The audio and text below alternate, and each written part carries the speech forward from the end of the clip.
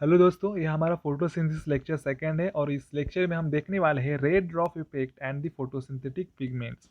हालांकि हर साल CSR net में या फिर गेट में रेड ड्रॉप इफेक्ट के बहुत सारे क्वेश्चंस आ जाते हैं और फोटोसिंथेटिक पिगमेंट्स में भी। तो चलो दोस्तों, वीडियो को स्टार्ट करते हैं।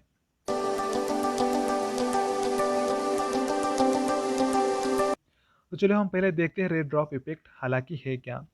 So in 1943, Robert Emerson and Charles Lewis examined the action spectrum in the visible region for oxygen evaluation in the green algae Chlorella pyronosa. They found that the quantum yield remained fairly constant up to 680 nanometer, beyond which it declined sharply.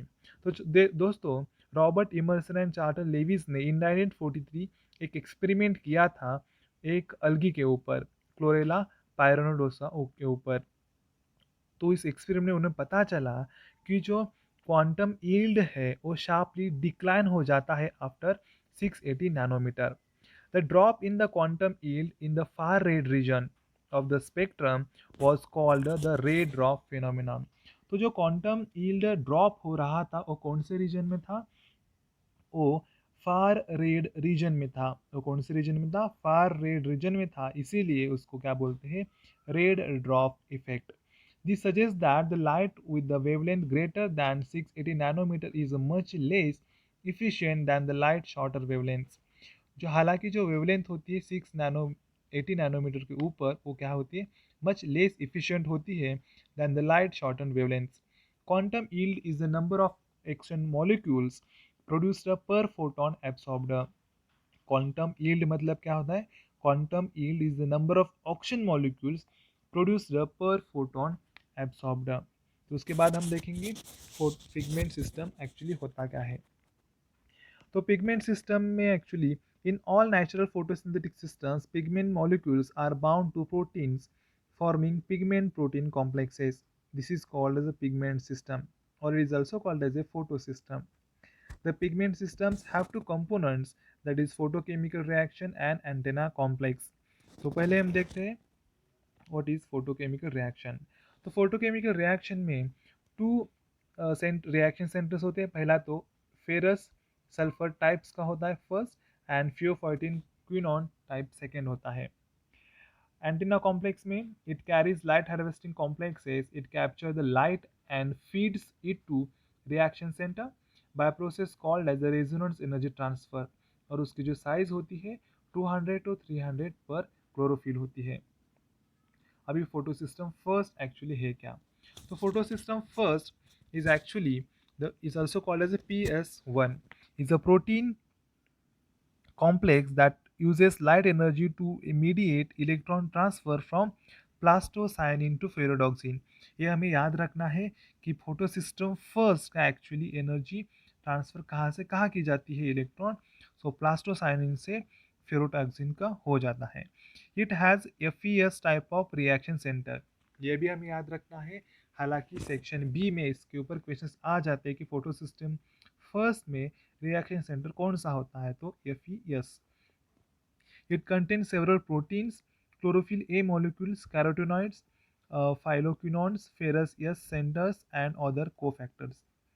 In cyanobacteria, it consists of 11 proteins, that is PSA-A, PSA-B, PSA-C, PSA-D, PSA-E, F, I, J, K, L, and M. It is driven by light of wavelength 700 nanometer. ये भी हमें याद रखना है। The chlorophyll A at the photochemical reaction center PSI1 is called as a P700 because it is mostly effectively absorb light of wavelength at 700 nanometer। तो देखो PSI first को P700 क्यों कहा जाता है? क्योंकि जो PSI फर्स्ट है जो effectively absorb light wavelength at 700 nanometre, तो इसलिए उसको P7700 कहा जाता है। सेकेंड सिस्टम है फोटो सिस्टम सेकंड, इसको बोला जाता है PS सेकंड। तो ये जो पिगमेंट सिस्टम है, ये pigment protein complex consisting of several protein psych cofactors. It has pheophytin quinone type of reaction centre. ये बहुत बार क्वेश्चन पूछा गया है कि photo system second contains which type of reaction centre? So pheophytin quinone type of reaction centre. The photochemical reaction center, that is chlorophyll A of PSI second, is known as P680 because it mostly effectively absorbs the light of wavelength at 680 nanometer. In higher plants, the reaction center contains membrane proteins, that is D1 and D2, cytochrome B559 and other proteins along with the chlorophyll A molecules, plastoquinins, plastocyanins and other cofactors. These two pigments, that is P680 and P700, are identically chlorophyll A molecules. However, their association with different proteins in the thylakoid membrane accounts for the light differences in their light absorbing properties.